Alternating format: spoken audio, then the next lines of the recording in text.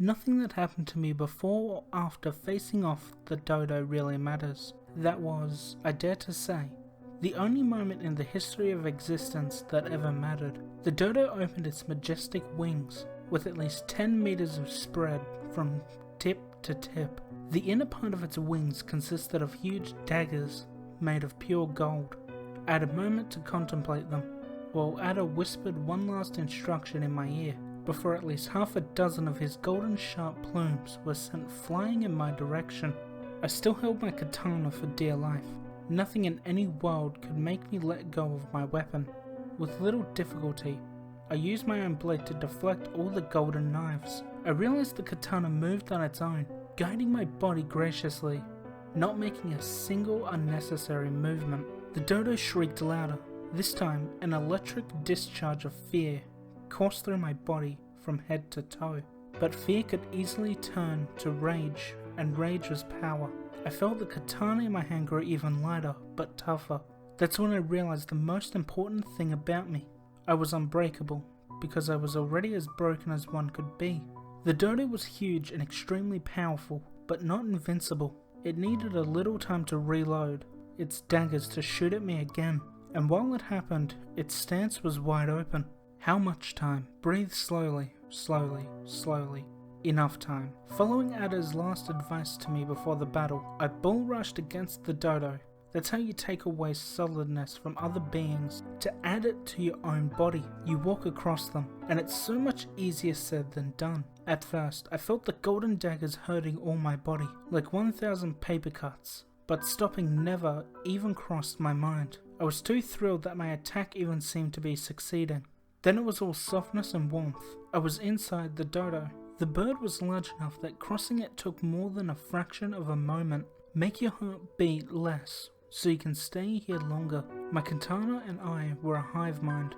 We invested against the cozy insides of our opponent, cutting through its smooth flesh. The thing Ada had told me, is that the dodo doesn't die. You have to make it unconscious, that's all. So don't try go for the heart. The dodo's heart was literally made of gold, and I could see it above my head. Not even my blade could cut through that, and trying it would be wasting a precious opportunity. So we went for the pulpy, exposed organs. It would be a shame to kill such a fascinating, unique creature anyway. I just wanted to hurt it enough to win. I finished crossing the dodo, appearing on its other side. I'd almost forgotten how heavy and damp the outside air was. As soon as I resurfaced, the dodo screamed, making everything shake, my whole being included. I had the upper hand until then, but that bestial, desperate yell destroyed my concentration. The sound was so piercing and filled with sorrow. My heart started to beat so fast that 1,000,000 years could have passed. Time was elapsing so much faster for me than for the dodo.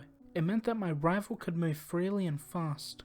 While I was astonished and trying to recover my balance after my eardrums were destroyed, the dodo put its titanic head next to me. I immediately closed my eyes, but I could still see it. I could see everything. I realized that with my eyes closed, nothing changed. In this world I was invisible, but light didn't pass across me, so it didn't pass across my retina.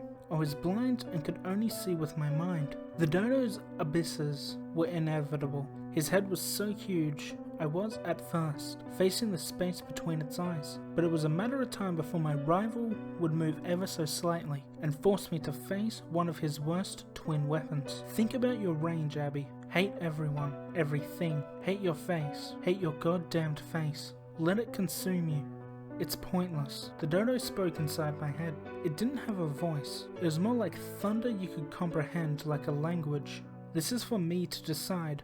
I screamed, using my whole weight to tackle the dodo again, this time in the forehead. Its stance wasn't open, and I know such a powerful being wouldn't fall for the same trick twice. I knew it would simply move enough to show me one of its cursed eyes, and at that, as this distance, my blade could do nothing to avoid being showered in infinite madness. But from my disgusting face, from my pimples filled with pus, and from my scars, long thorns were born, ruby red and lengthy thorns, brimming with power. They not only sheltered my eyes from meeting whatever wickedness the dodo's eyes contained, they pierced the black abyss that less than 1 moment ago stood in front of me, and something viscous, argent, and incomprehensible slowly started to ooze from it.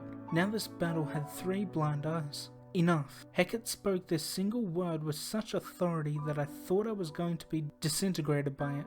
At the same time, he thumped his cane on the ground, sending a whirlwind strong enough to engulf the dodo in less than a heartbeat. Objects and smaller creatures were sent flying to the endless sky, but as soon as the vortex sucked in its target, it dissipated. Static filled the air. You could literally touch it. It was like that piece of the reality was starting to fall apart. Hecate and I stared at each other in a heavy silence as Ada watched us both. I don't know for how long none of the three moved. He then opened a huge smile, and his whole demeanor changed. Hecate looked deliberately silly again, completely dropping the serious face of an unforgiving god that he was just wearing until now.